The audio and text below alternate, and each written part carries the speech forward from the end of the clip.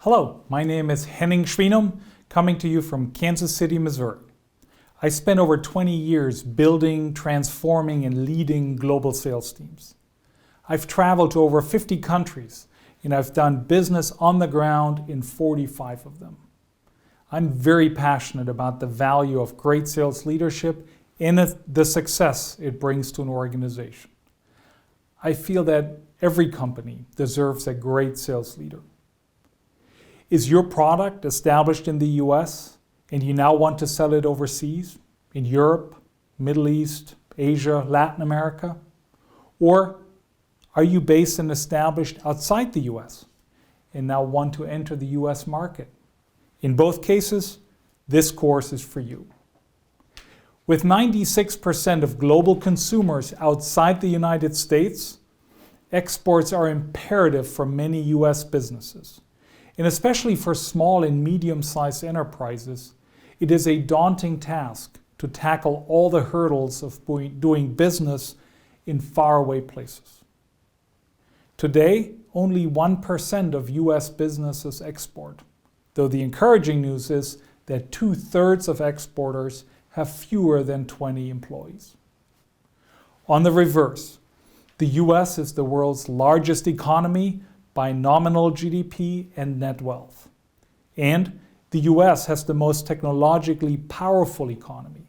And companies are at the forefront, especially in areas like computer, technology, pharmaceuticals, medical, aerospace, and finance. Definitely a market with huge potential for companies from around the world. In both cases, companies exporting for the first time lack the necessary skills and know-how. The list of considerations is long. Taxes, duties, currencies, regulations, culture, customs, language, to name just a few. One crucial step, however, often remains unaddressed: how to sell, how to actually close a deal overseas. Understanding the legal and regulatory framework, how to deliver your product, and how to get paid is very important. It all falls flat, though, if an enterprise lacks the right sales resources to actually close a deal. There are options available, and most come with serious risks and downsides. Let's talk about these options. Option number 1. You contract with a local agent or distributor. I use both terms because they refer to slightly different roles. Agents are not involved in the delivery or after-sales service. Their role is simply to introduce the buyer to the seller and ensure that the sale is made. Distributors, however, buy the product from the company, resell it to the market, and also provide after-sales services. Both are effective ways to reach international customers without having to establish your own international operations. The thing to remember, though, it is still your show. It is your product they're selling. It's your name that's on the line. For starters, you may worry about whether to appoint someone on an exclusive or non-exclusive basis. Each comes with pros and cons. Usually you start by asking a partner to earn your trust. A good starting point may be to hire them as a sole representative. This allows them to be the sole external representative, and you retain your rights to sell into that market as well. There are downsides to using agents and distributors. Distributors often have significant markups and will literally price your product out of the market. Agents often take a significant commission that cuts into your bottom line. Both will not share any information about the market. And really, they shouldn't have to. After all, it's their market and their customers. On the other hand, though, they want your company to boost their profile and image. They're then able to showcase a huge product portfolio as a means of demonstrating just how many companies have chosen them as a sales channel. And lastly, they do focus on a select few products they represent, to the detriment of the others in their portfolio. And guess where you end up if you're small, new, and without brand recognition. Next is option number 2. Hire your own local salesperson or sales team. For starters, in most countries that means to establish a legal entity first. And there are 3 main reasons for that. Number 1, the country may have a law that makes it a requirement to have a local legal entity in order to be able to employ staff.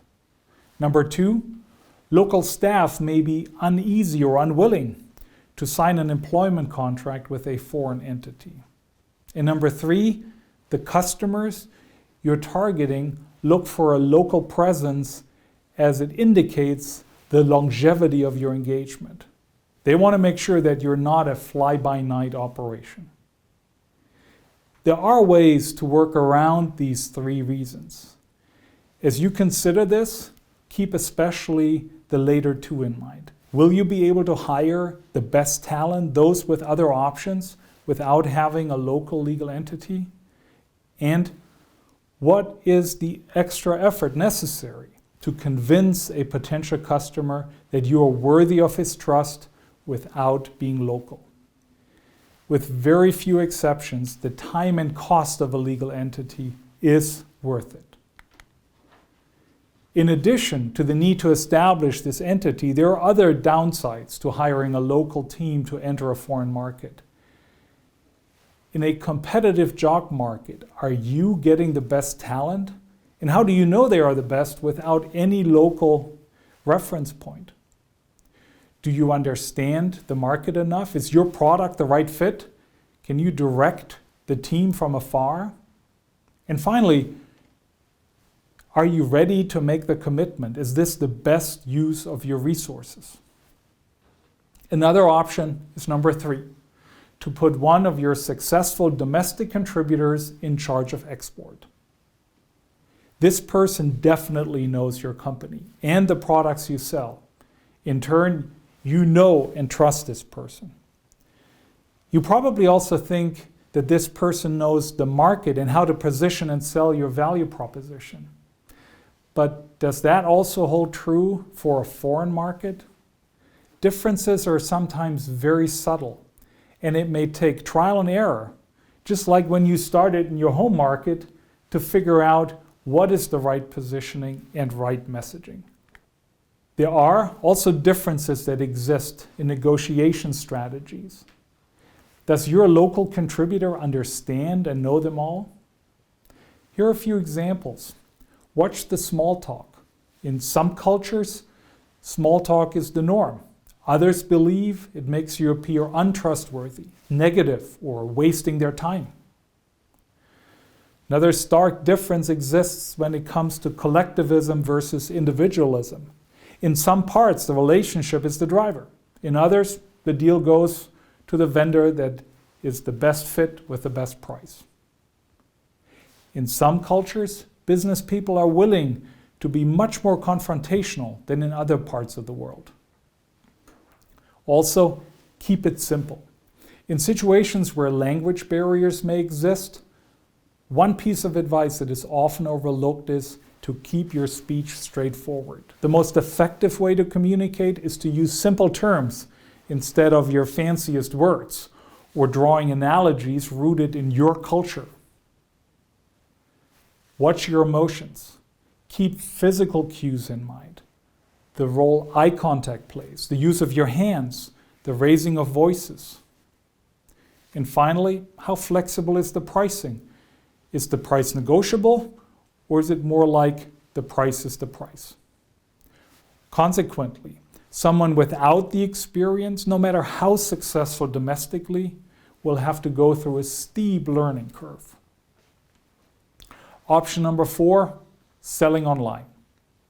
You may already have a website that generates significant revenue for your business. Expanding that website may be the quickest way to increase your footprint and your sales internationally. Some key things to keep in mind, though, when adapting your site for foreign online transactions. Number one, be upfront about all the cost. Number two, protect your customers' privacy and communicate your privacy policy. Number three, disclose information about your company in order to build trust online. Number four, understand and adjust to the role the local language plays. Do you need a translation? And lastly, think about currencies and payment methods. Ultimately, this option as an exclusive channel only truly exists for a smaller segment of the market. In most cases, boots on the ground are still required in order to sell. This leads us to the final option, hiring a fractional export sales leader, which mitigates the risks I covered. Contracting the experience on a fractional basis is a low risk and low cost path. It is low cost because you only pay for what you need. In the beginning, you may choose to contract only for 2 days a week. And it is low risk because you're hiring a contractor, not paying an employee on top of a newly established legal entity. And there is most certainly someone out there and available who has done already for other organizations what you are looking to accomplish. That means virtually no learning curve. Thanks for watching. We hope you enjoyed this module. Vendax has a large roster of sales executives that are available for interim and fractional engagements. Their collective experience covers virtually every industry, every aspect of successful sales leadership, and their boots have been on the ground selling in many parts of the world. Contact us if you would like to explore this option. I will personally walk you through a decision tree to decide your export sales hiring options, including the contracting of an interim or fractional sales leader.